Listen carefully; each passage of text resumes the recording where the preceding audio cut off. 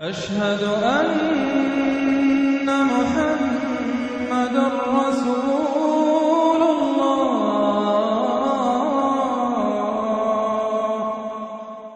اب یہ تو تھا منفی نفاق، مثبت ہے ایمان۔ ایمان کے سلسلے میں جو باتیں سورہ حدید میں آئی تھیں، اب یہ پوری سورت، وہاں جو آیا تھا قتال اور جہاد اور حدید، یہ ساری چیزیں آئی تھیں نا، انزلنا الحدید اور انبیاء کی بعثت کا مقصد، وہ سارا مضمون سورہ صف میں آ چکا ہے۔ اس کے لیے کیسے انسان آئیں گے وہ سورہ جمعہ میں آ چکا ہے۔ سورہ حدید میں بھی آیا تھا، هو الذی ينزل على عبده آیات بینات لیخرجکم من الظلمات الى النور، وہی ہے اللہ جو نازل کر رہا ہے اپنے بندے پر آیات بینات تاکہ وہ نکالے تمہیں اندھیروں سے روشنی کی طرف۔ لیکن سورہ تغابن میں ایمانی مباحث اور جامع ترین صورت ہے۔ میں حیران ہوں، میں چاہتا تھا کہ ایک ایک گھنٹے میں تین تین صورتیں ہوں، دو دو بھی نہیں ہو پا رہی ہیں۔ لیکن ایک بات یہ ہے کہ سورہ حدید کے بعد نمبر 2 میں سمجھتا ہوں کہ یہ سورہ مبارکہ بھی اللہ نے مجھے عطا کی۔ اس کے اسرار و رموز، اس کا نظم اس قدر واضح اللہ کے فضل و کرم سے ہے، آپ بھی نوٹ کر لیجئے، اس میں صرف اشارات ہو سکتے ہیں۔ 2 رکوع ہیں، 10 آیتیں اور 8 آیتیں۔ پہلے رکوع کی 10 آیتوں میں 7 آیتوں میں نریشن ہے ایمان کی، ایمان یہ ہے یہ ہے یہ ہے یہ ہے، اور 3 آیتوں میں بڑی زوردار دعوت ہے، بس لاؤ ایمان، مانو ان باتوں کو۔ دوسرے رکوع کی 8 آیتوں میں سے پہلے 3 میں ایمان کے ثمرات بیان ہوئے، پہلے 5 میں ایمان حقیقی اگر ہے تو اس کا یہ ثمرہ ہے، یہ ثمرہ ہے، یہ ثمرہ ہے۔ اس درخت میں اگر آم کا درخت صحت مند ہے تو آم لگتے ہیں کہ نہیں؟ تو ایمان کا درخت صحت مند ہے اگر، تو اس میں کوئی ثمرات لگیں گے، کوئی پھل لگیں گے کہ نہیں؟ یا ٹھونڈی ہے؟ وہ درخت، وہ پھل کون سے ہیں؟ کچھ داخلی پھل ہیں جو انسان کے اندر کھلتے ہیں پھول، کوئی باہر ہیں جو ظاہر ہوتے ہیں، اور پھر آخر میں 3 آیتوں میں زوردار دعوت ہے کہ ان تقاضوں کو پورا کرو۔ بسم اللہ الرحمن الرحیم، یسبح للہ ما فی السماوات و ما فی الارض۔ یہ تیسری مرتبہ یسبح آ گیا، ایک مرتبہ سورہ جمعہ میں، ایک مرتبہ سورہ حشر میں آ چکا تھا، یسبح لہ ما فی السماوات والارض، وما فی کے تکرار کے بغیر، دوسری مرتبہ سورہ جمعہ کے شروع میں، تیسری مرتبہ یہ تغابن۔ لہ الملک و لہ الحمد، اب یہ ساری چیزیں آ چکی ہیں سورہ حدید کے اندر۔ بادشاہی بھی اسی کی ہے، حمد بھی اسی کے لیے، وہو علی کل شیء قدیر، وہ ہر چیز پر قادر ہے۔ هو الذی خلقکم، اسی نے تمہیں بنایا ہے نا، فمنکم کافر ومنکم مومن۔ تو کتنی عجیب بات ہے کہ تم میں سے کوئی مومن ہے، کوئی کافر ہے۔ بنانے والا تو سب کا ایک ہے، سب کو مومن ہونا چاہیے، سب کو اس کا شکر گزار ہونا چاہیے، سب کو اس کے سامنے جھکنا چاہیے، لیکن واقعہ یہی ہے، هو الذی خلقکم، اس نے بنایا تم سب کو، فمنکم کافر ومنکم مومن واللہ بما تعملون بصیر، اور جو کچھ تم کر رہے ہو اللہ دیکھ رہا ہے۔ اس میں بڑا ایک یوں سمجھیے کہ بڑی دھمکی ہے، اللہ دیکھ رہا ہے، یعنی یہ کہ جو بھی اس کی مخلوق میں سے اس کا کفر کرے پھر اس کے ساتھ وہ نمٹے گا اس سے۔ واللہ بما تعملون بصیر، ہم تمہیں دیکھ رہے ہیں، تمہاری حرکتیں ہماری نگاہ میں ہیں۔ کیا مطلب ہوتا ہے اس کا؟ خلق السماوات والارض بالحق، اس نے آسمان اور زمین پیدا کیے ہیں ایک پرپس کے ساتھ، باطل نہیں ہے یہ تخلیق، عبث نہیں ہے یہ تخلیق، حق کے ساتھ، با مقصد، با نتیجہ۔ اور خاص طور پر تم اس کی کریشن کا کلائمیکس، وَصَوَّرَكُمْ فَأَحْسَنَ صُوَرَكُمْ، اور تمہاری جو نقشہ کشی کی ہے تو کتنی عمدہ کی ہے۔ انسان کا جسم، اس کا اریکٹ پوسچر، پھر کس طریقے سے جو اس میں جنسیں بنائی گئی ہیں، کس قدر کامل ہم آہنگی ہوتی ہے، پھر چہرے پہ جو نقش و نگار ہے، ایک ایک چیز پر غور کرو۔ فَصَوَّرَكُمْ وَأَحْسَنَ صُوَرَكُمْ، بہترین صورت بنائی تمہاری۔ وَإِلَيْهِ الْمَصِيرُ، اسی کی طرف لوٹ کر بھی آنا ہے۔ یہ سب کچھ بنا کر ایسے نہیں چھوڑ دیا تمہیں، تم اتنی گھٹیا شے نہیں ہو کہ بس اٹھا کے پھینک دی، نہ کھلونا ہو کہ کھیلے اور بس اس کے بعد جیب اٹھتا گیا۔ یہ ایک سیریس کریشن ہے، پرپسفل ہے، نتیجہ نکلے گا۔ اب دیکھیے ایک آیت میں جمع کیا ہے وہ تمام جو ایمانیات، ایمان بالعلم، علم خداوندی کا جو ایمان ہمارا ہونا چاہیے۔ آپ کو کئی آیتوں میں ملے گا قرآن میں بہت سے مقامات پر، یہاں ایک میں 3 ڈائمنشنز دی ہے. یعلم ما فی السماوات والارض ایک ڈائمنشن، وہ جانتا ہے جو کچھ آسمان میں ہے جو کچھ زمین میں ہے. کیا باقی رہ گیا؟ لیکن سیکنڈ ڈائمنشن وَيَعْلَمُ مَا تُسِرُّونَ وَمَا تُعْلِنُونَ، وہ بھی جانتا ہے جو تم چھپاتے ہو اور وہ بھی جانتا ہے جو تم ظاہر کرتے ہو. تیسری ڈائمنشن اور آئی وَاللَّهُ عَلِيمٌ بِذَاتِ الصُّدُورِ، سینوں کے اندر جو کچھ ہے وہ پنہاں ہے، وہ بھی اللہ جانتا ہے. میں کافی عرصے تک متردد رہا کہ یہ تو پھر تکرار ہو گئی، جو کچھ ہم چھپاتے ہیں وہی ہمارے سینے میں ہے نا، اور تکرار محض کلام کا عیب ہے. یقیناً یہاں کوئی اور بات ہونی چاہیے. تو جب انکشاف ہوا کہ اس سے مطلب ہے even your subconscious mind which even you don't know yourself what is lurking in the subconscious mind, تمہارے تحت الشعور کے اندر جو طوفان اٹھتے رہتے ہیں اللہ تو اس سے بھی واقف ہے. He knows you through and through, وہ تمہارے جین سے واقف ہے.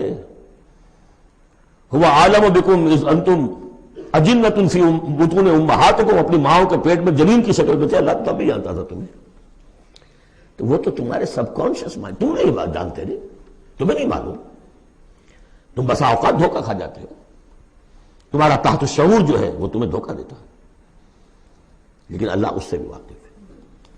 الم یاتکم نبأ، اب 4 آیتیں ہو گئی ایمان باللہ پر، اگرچہ اسی میں مضمر ہے ایمان بالآخرہ بھی، معاد بھی. 2 آیتیں ایمان باللہ پر. الم یاتکم نبأ الذین کفروا من قبل، کیا تمہارے پاس خبریں آ نہیں چکی ہیں ان لوگوں کی جنہوں نے کفر کیا تھا پہلے؟ قوم نوح، قوم ہود، قوم صالح، پورا مکی قرآن پڑھ چکے ہو نا. اب تو ہم نزول کے اعتبار سے بھی بات کہہ سکتے ہیں، اب اپنے اس دورہ قرآن کے اعتبار سے بات کہہ سکتے ہیں، سارا مکی قرآن پڑھ ہی لیا تقریباً. الم یاتکم نبأ الذین کفروا من قبل، کیا آ نہیں چکی تمہارے پاس خبریں ان کی جنہوں نے کفر کیا تھا پہلے؟ اب اس کا تجزیہ کیا ہے. فذاقوا وبال امرہم، انہوں نے اپنے معاملے کی سزا چکھ لی، دنیا میں ہلاک کر دی گئی. وَلَهُمْ عَذَابٌ عَلِيمٌ، اور ابھی ان کے لیے عذاب علیم منتظر بھی ہے. ابھی تو عالم برزخ میں ہے نا، عذاب علیم جو آخرت کا ہے وہ تو ابھی منتظر ہے. اعد اللہ لہم عذابا علیما، تیار کر کے رکھا ہوا ہے. تجزیہ اگلی آیت میں ذالک بأنہ کانت تأتیہم رسلہم بالبینات، یہ اس لیے ہوا کہ ان کے پاس ان کے رسول آتے رہے واضح نشانیاں لے کر، واضح نشانیاں، واضح معجزے بھی اللہ نے جس کو دیے. فقالوا، تو انہوں نے کہا اب بشر یہدوننا، کیا بشر انسان ہمیں ہدایت دیں گے؟ فکفروا، اس پر کفر کیا انہوں نے. وتولوا، اور رخ پھیر لیا، گردن موڑ لی. واستغنى اللہ، اللہ بھی غنی ہے، اللہ تو غنی ہے ہی ہے. واللہ غنی حمید، اللہ غنی ہے، حمید ہے. اللہ نے بھی کہا دفع ہو جاؤ، جدھر جانا جاؤ. اب یہاں آیا بہت باریک نکتہ، شاید آپ کو بھی وہ برا لگے، اچھا نہ لگے. دیکھیے ایک ہی بیماری ہوتی ہے، وہ کبھی کسی شکل میں ظہور کرتی ہے، کبھی کسی شکل میں ظہور کرتی ہے. وہی کینسر ہے، اس کی کسی جگہ کا جا کر کوئی سیکنڈری بنے گی تو اس کی کچھ اور شکل ہو جائے گی، کسی اور ٹشو میں کسی اور جگہ جائے گی تو اور شکل ہو جائے گی. بیماری یہی ہے کہ جب رسول آتے تھے تو لوگوں نے کہا یہ تو بشر ہے، رسول کیسے ہو سکتے ہیں؟ سمجھ میں آ رہا ہے؟ یہی بیماری آئی بعد میں، جس کو رسول مان لیا، یہ بشر کیسے ہو سکتے ہیں؟ کوئی فرق ہے اس میں؟ وہاں بشر سامنے تھا، ہاتھ پاؤں والا، اس کا بیٹا ہے، اس کا پوتا ہے، اس کا پڑپوتا، ہم جانتے ہیں اس کو، کون ہے یہ وہی تو ہے نا. بشر سامنے تھا. بشریت کی بنا پر رسالت کا انکار، نبی کیسے ہو سکتا؟ اور جس نے نبی مان لیا خدا بناؤ، یا تو اس کو خدا کا بیٹا تو بناؤ کم سے کم، اور نہیں تو کم سے کم بشریت سے تو نکالو اس کو. ایک ہی مرض ہے، ایک ہی مرض ہے. آخر یہی کوئی تو وجہ ہے نا، قرآن کتنی دفعہ کہلواتا ہے قل انما انا بشر مثلکم یوحی الی انما الہکم الہ واحد. آخری آیت ہے سورہ کہف کی. اے نبی کہیے، ڈنکے کی چوٹ کہیے کہ میں ایک بشر ہوں تمہاری طرح کا. ہاں وہی ہوئی ہے مجھ پر، کہ تمہارا الہ تو ایک ہی ہے اور وہ الہ اللہ ہے۔ فمن کان یرجو لقاء ربہ فلیعمل عملا صالحا ولا یشرک بعبادۃ ربہ احدا۔ البتہ ایک دوسری انتہا بھی ہمارے ہاں ہے، کچھ لوگوں نے اس نقطے کو ایمفیسائز کرنے کے لیے، جیسے ہم بھی کبھی کسی بات پر زور دینے میں کبھی کوئی لفظ ذرا مناسب سے ہٹ کر غیر مناسب لفظ ہم استعمال کر بیٹھتے ہیں۔ ہمارے بزرگوں سے بھی ہوا، کسی نے کہا بڑے بھائی بنا دیا، کسی نے کوئی اور مثال دے دی۔ ایسی بات بھی نہیں ہے۔ نبی کے بعض خصائص ایسے بھی ہیں کہ جو واقعتاً عام بشر کے نہیں ہیں۔ یہ حدیث بھی تو محمد رسول اللہ کی صلی اللہ علیہ وسلم کہ جب آپ سے یہ شکایت کی لوگوں نے، حضور آپ صوم وصال رکھتے ہیں، ہمیں نہیں رکھنے دیتے، ہمیں منع کرتے ہیں۔ آپ صوم وصال یہ ہے کہ آج روزہ رکھا اور اس کو آج شام کو افطار نہیں کیا، پھر رات چل رہا ہے وہ روزہ، اگلا دن بھی، تو 2 دن کا صوم وصال ہو گیا، اگلی روز شام کو جا کے کھولا، یہ صوم وصال ہے۔ پھر 3 دن کا، 4 دن کا آپ تو رکھتے ہیں، ہمیں اجازت نہیں دیتے۔ فرمایا ایکم مثلی، تم میں سے کون مجھ جیسا ہے؟ ابھی تو عند ربی، میں اپنے رب کے پاس رات گزارتا ہوں، وہ یطعمنی ویسقین، وہ مجھے کھلاتا پلاتا ہے۔ تو بعض پہلو ہے، نبی اپنی پشت سے بھی دیکھتا تھا صلی اللہ علیہ وسلم، ہم تو نہیں دیکھتے۔ تو خصائص ہے۔ پھر نبی کو ساری سیر کرا دی گئی، آسمانوں کی، زمین کی، کہاں لے گئے؟ عند سدرۃ المنتہی، عندہا جنت المأوی، اذ یغشی السدرۃ ما یغشی ما زاغ البصر وما طغی۔ تو یہ معاملہ بھی نہیں، لیکن بنیادی طور پر وہ انسان ہے، انسانی عواطف و میلانات بھی تھے۔ چوٹ لگتی تھی تو درد ہوتا تھا، زخم کا وار لگا ہے تو اس پہ سے خون کا فوارہ چھوٹا ہی چھوٹا ہے، بچہ فوت ہو رہا ہے تو آنکھوں میں آنسو آئے ہی آئے ہیں، کبھی بددعا بھی نکل گئی ہے۔ کیف یہدی اللہ قوما خضبوا وجہ نبیہم بالدم، سب پڑھ چکے ہیں ہم یہ پورا قرآن مجید میں۔ لیکن یہ ہے کہ رسالت کا انکار بربنائے بشریت اور بشریت کا انکار بربنائے رسالت، یہ دونوں چیزیں غلط ہیں، اور یہ ہم وزن ہے۔ ذالک بأنہ کانت تأتیہم رسلہم بالبینات فقالوا ابشر یہدوننا فکفروا وتولوا واستغنی اللہ واللہ غنی حمید۔ اب ایک آیت میں آ رہی ہے ایمان بالآخرہ، زعم الذین کفروا، ذرا اس کے زور کا اندازہ کیجئے گا، میں اپنا سا زور لگاتا ہوں، اپنی آواز کے ذریعے سے اس ایمفیسس کو واضح کرتا ہوں۔ زعم الذین کفروا ان لن یبعثوا، زوم ہو گیا ہے انہیں، غلط خیال ہو گیا ہے کہ وہ اٹھائے نہیں جائیں گے۔ قل، اب ذرا نوٹ کیجئے، بلا وربی لتبعثن ثم لتنبؤن بما عملتم، کہہ دو اے نبی کیوں نہیں، اور مجھے میرے رب کی قسم ہے۔ کون کھا رہا ہے قسم؟ محمد رسول اللہ صلی اللہ علیہ وسلم۔ لتبعثن، تم لازماً اٹھائے جاؤ گے، ثم لتنبؤن بما عملتم۔ یہ اس پر جو خطبہ تھا حضور کا پہلا خطبہ جو آپ نے دیا ہے بنو ہاشم کو دعوت میں، وہ میرے کتابچے میں موجود ہے، دعوت اللہ اردو میں اور کال ٹو اللہ انگریزی میں، اس کا متن موجود ہے، وہ ہے کہ اس کی شرح ہے۔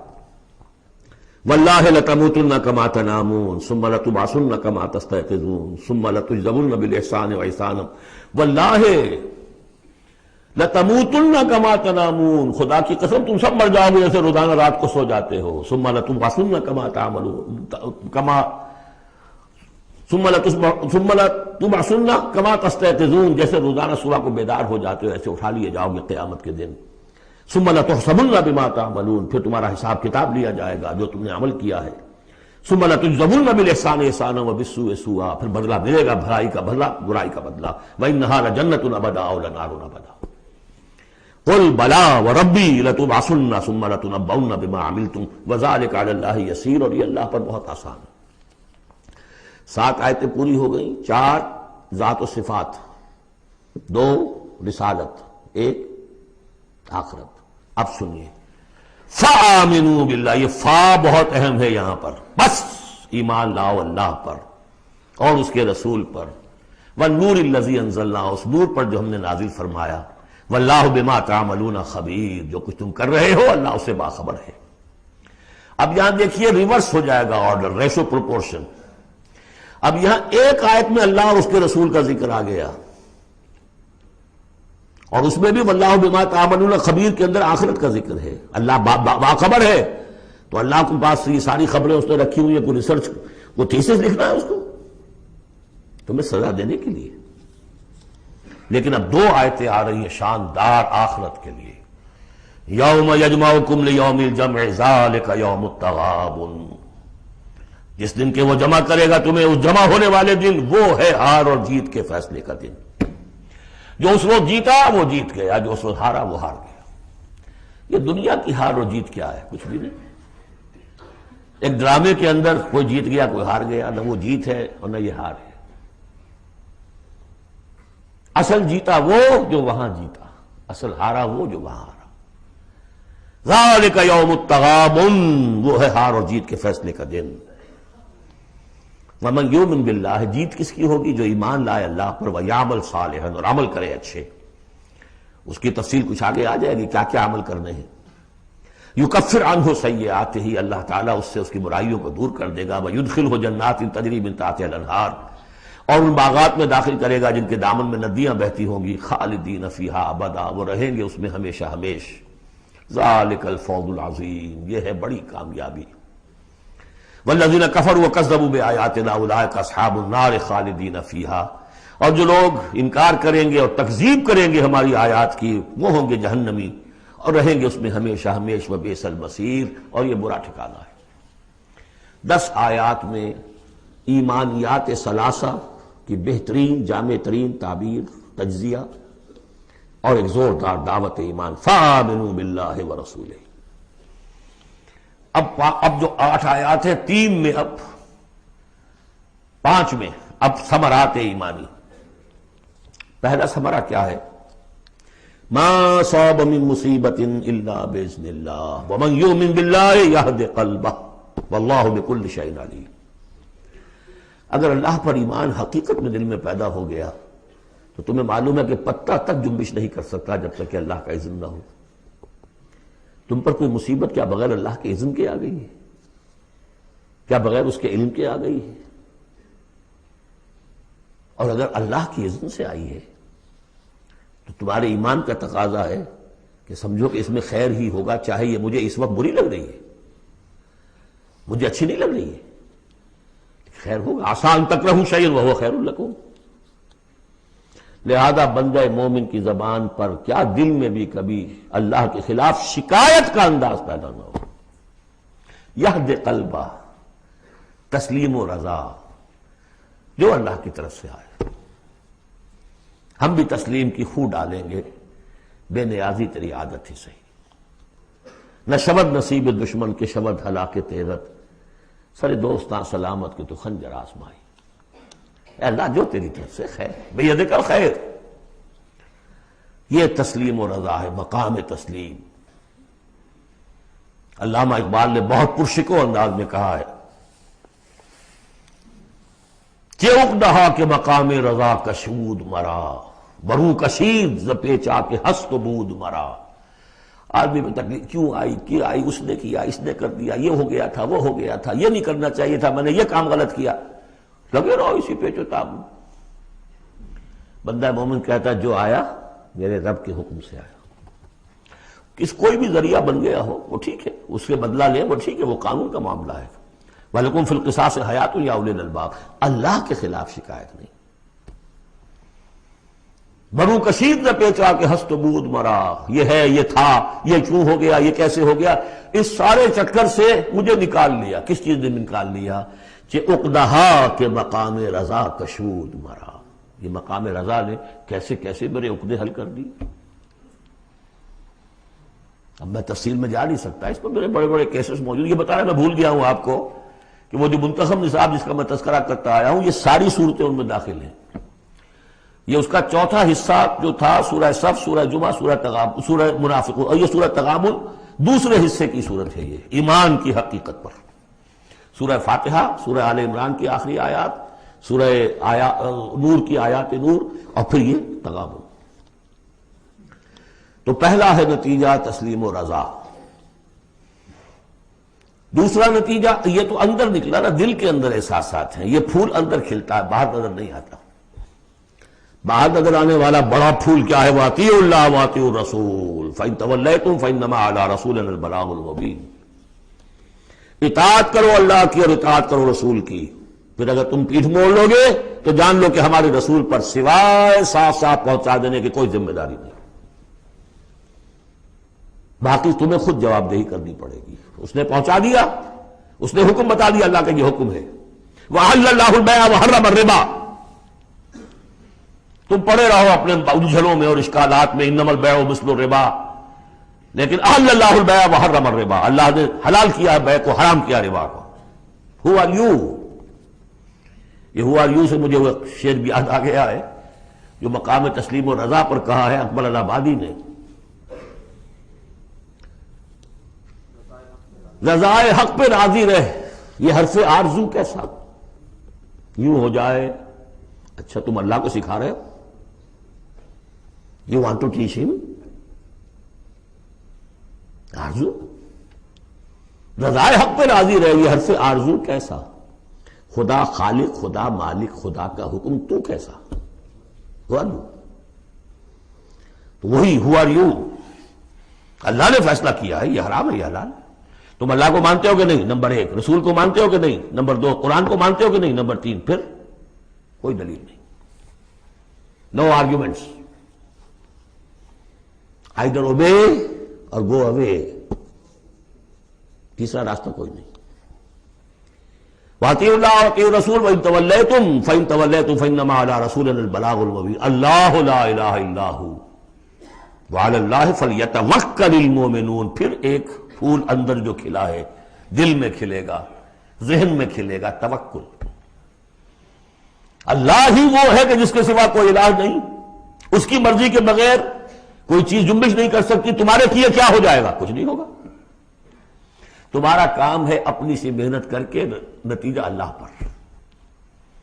سارے وسائل موجود ہو تب بھی یہ نہ سمجھنا کہ یہ کام میں کر سکتا ہوں۔ گاڑی ہے، آج ہی ٹیوننگ بھی کرائی ہے، اس کے ٹینک بھی فل ہے، سب کچھ ٹھیک ہے، میں صبح ضرور جاؤں گا، نہیں جا سکتا۔ جب بھی یہ کہو گے ایمان سے دور ہو گئے۔ وَلَا تَقُولَنَّ لِشَيْءٍ إِنِّي فَاعِلٌ ذَلِكَ غَدًا إِلَّا أَن يَشَاءَ اللَّهُ، کبھی مت کہنا کہ یہ کام میں کل ضرور کروں گا مگر انشاءاللہ کے ساتھ، اللہ چاہے گا تو ہوگا ورنہ نہیں۔ اور سارے تمہارے پاس وسائل ہیں، تم کہو گے فتح ہی فتح ہے اب تو وہ حال ہو جائے گا جو غزوہ حنین میں ہوا تھا۔ اذ اعجبتکم کثرتکم، 12,000 کی تعداد، اور ایسی بھگدڑ مچی کہ چند 100 آدمی رہ گئے۔ یہ بھی بڑی محنت کر کے سید سلیمان ندوی صاحب نے کھود کریٹ کے نکالے ہیں کہ 300-400 آدمی تھے۔ استاد نے جو لکھا ہے شبلی نے وہ تو یہ ہے کہ 30-40 مسلمان رہ گئے تھے صرف 12,000 میں سے۔ تیسرا یہ پھول ہو گیا اندر والا۔ اب چوتھا، بڑے خطرناک معاملات آ رہے ہیں، ذرا توجہ سے سنیے۔ یا ایھا الذین آمنوا ان من ازواجکم واولادکم عدوا لکم فاحذروہم، اے ایمان کے دعوے دارو، تمہاری بیویوں اور تمہاری اولاد میں سے تمہارے دشمن ہیں، ان سے اپنے آپ کو بچا کر رکھو۔ فاحذروہم، یہی ہم پڑھ چکے ہیں پہلے لفظ، حضور سے کہا گیا تھا ہم العدو فاحذرہم قاتلہم اللہ انا یؤفکون۔ بیوی کی محبت ہے، بیوی کی فرمائش یہ ہے۔ اب میاں صاحب جو ہیں کیا کہیں، مجبوری، بچوں کو اچھے سے اچھا تعلیم دینی ہے، حلال سے نہیں ہوتی، حرام سے۔ گھر بار چھوڑو، ملک چھوڑو، جاؤ باہر، بوڑھے ماں باپ مر رہے، پانی دینے والا کوئی نہیں، اور ڈالر اور پیٹرول ڈالر کمانے کے لیے بیٹے گئے ہوئے باہر، کیا کریں؟ مکان بنانا ہے، یہ کرنا تھا، وہ شروع کی تھی، کوٹھی شروع کی تھی، وہ ابھی تک مکمل نہیں ہوئی ہے، وغیرہ وغیرہ۔ اور کہیں اگر اللہ نے توفیق دے دی ہے دین کی طرف بڑھنے کی اور کام کرنے کی، تو سب سے پہلے تو آڑے آتی ہے عام طور پر بیوی۔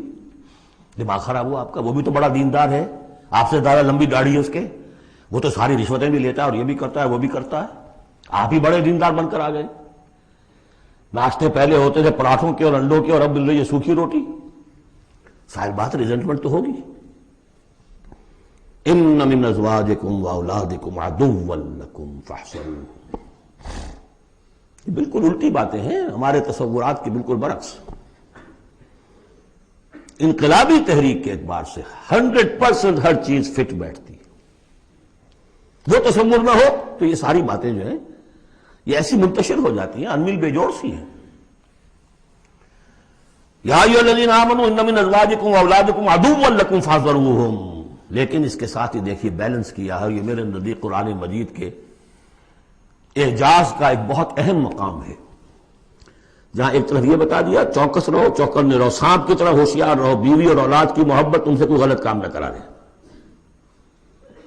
لیکن یہ بھی نہیں کہ گھر کو آپ میدان جنگ بنا لیں، بلکہ معاف کرو، بخش دو، ساتھ یہ بھی ہے بیلنس کا ہے۔ وَإِن تَعْفُوا وَتَصْفَحُوا وَتَغْفِرُوا، تین الفاظ آ رہے ہم معنی، اگرچہ معنی مختلف ہے۔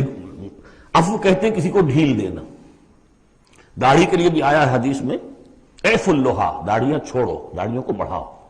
عفو کے معنی ایک تو پکڑ لیا فوراً چھوڑو، ڈھیل دو۔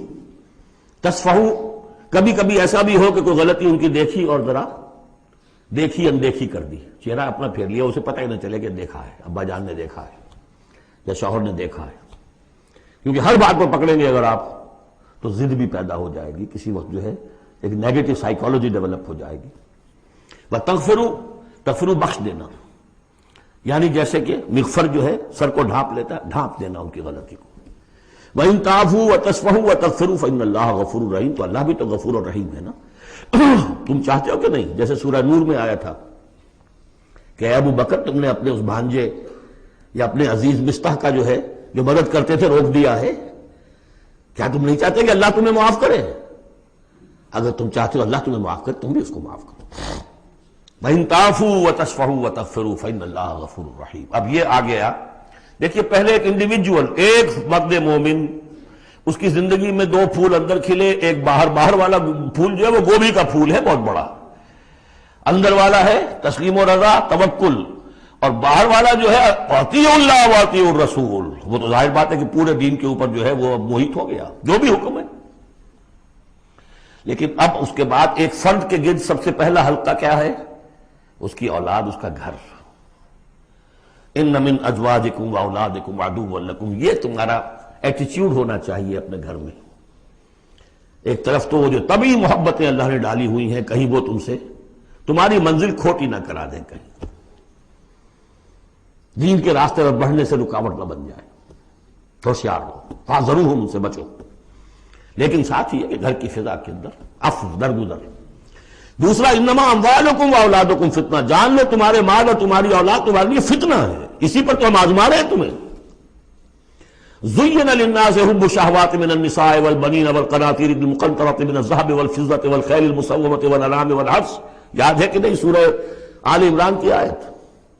اللہ نے یہ محبتیں ڈالی ہیں، کبھی تو امتحان ہے، آزمائش ہے، یہ محبتیں ہی نہ ہو تو سب کے سبھی اللہ کے بندے بن جائیں۔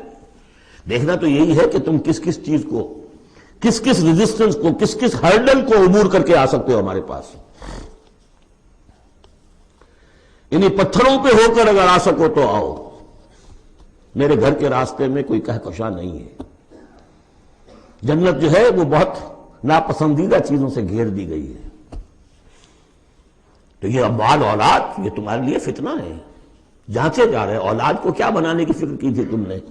بندہ مومن بنانے کی فکر کی تھی یا ایک پیسہ کمانے والی مشین بنانے کی فکر کی تھی؟ اور اچھی طرح جان لیجئے کسی شخص کے دل میں ایمان کتنا ہے، اس کا اصل انڈیکس وہ یہ ہے کہ وہ اپنی اولاد کو کیا بنا رہا ہے۔ اس نے خود کتنا ہی بہروپ جو ہے وہ بنا بیٹھا ہو، بہت بڑا عالم دین اور مسند نشین اور بہت بڑا صوفی اور بہت بڑا مرشد، لیکن یہ دیکھیے اس نے اپنی اولاد کو کیا بنانے کی کوشش کی ہے۔ اس کا اصل جو باطن ہے وہ وہاں نظر آئے گا، ویلیوز جو اس کے اندر ہیں وہ وہاں نظر آئیں گے۔ اب آئی تیسری بات، انما اموالکم واولادکم فتنہ واللہ عندہ اجر عظیم، اللہ ہی کے پاس اجر عظیم ہے۔ اولاد سے بھی تم یہ نہ سمجھنا کہ تمہارے بڑھاپے کا سہارا بن جائے گا، یہ بھی کچھ پتہ نہیں، کیا پتہ یہی اولاد بڑھاپے میں ٹھوکریں بھی مارے، ٹھوکریں اگر پاؤں سے نہیں ماریں گے زبان سے ماریں گے، سینہ تان کر کھڑے ہو کر کہیں گے، باتیں کریں گے، ابا جان کیا آپ باتیں کرتے ہیں، ڈکیا دوسری باتیں آپ کرتے ہیں، زمانہ بدل گیا، آپ کو کیا معلوم۔ لیکن اب آ رہا ہے خلاصہ، فاتقوا اللہ ما استطعتم واسمعوا واطیعوا وانفقوا خیرا لانفسکم۔ اللہ کا تقوی اختیار حد امکان تک، اور سنو اور اطاعت کرو، سنو اور اطاعت کرو۔ اطیعوا الرسول تو پہلے آ چکا تھا، یہاں یہ کیوں کہا گیا؟ سوچا کبھی آپ نے؟ اس لیے کہ رسول کی اطاعت، رسول کے زمانے میں رسول کے امیر جس کو مقرر کیا اس کی اطاعت بھی تھی کہ نہیں؟ من اطاعنی فقد اطاع اللہ ومن عصانی فقد عصى اللہ ومن اطاع امیری فقد اطاعنی ومن عصى امیری فقد عصانی۔ غزوہ احد میں اصل جو معصیت ہوئی تھی، نافرمانی ہوئی تھی، وہ کمانڈر کی ہوئی تھی، جہاں سے کہ تیر انداز ان کے حکم کے باوجود، روکنے کے باوجود چلے گئے تھے۔ کیسے سزا دی اللہ نے؟ پھر حضور کے زمانے میں تو حضور تھے، آئندہ کون ہوں گے؟ کوئی اللہ کا بندہ ہوگا جو پھر کھڑا ہو، من انصاری اللہ، جو دین کا ہی کام کرنے کے لیے داعی کھڑے ہوئے ہیں، دعوتیں ہیں، اصل بندہ شہید کھڑے ہوئے، مولانا مودودی کھڑے ہوئے، مولانا الیاس صاحب کھڑے ہوئے، پچھلی صدیوں میں سید احمد بریلوی کھڑے ہوئے، لوگ کھڑے ہوتے رہیں گے۔ من انصاری اللہ، کون ہے جو میرے ساتھ ہاتھ بٹائے؟ اب آپ دیکھیے اس زمانے میں کون ہے، قبول کیجئے، فاسمعوا واطیعوا، پھر اس کا حکم سنیے اور مانیے۔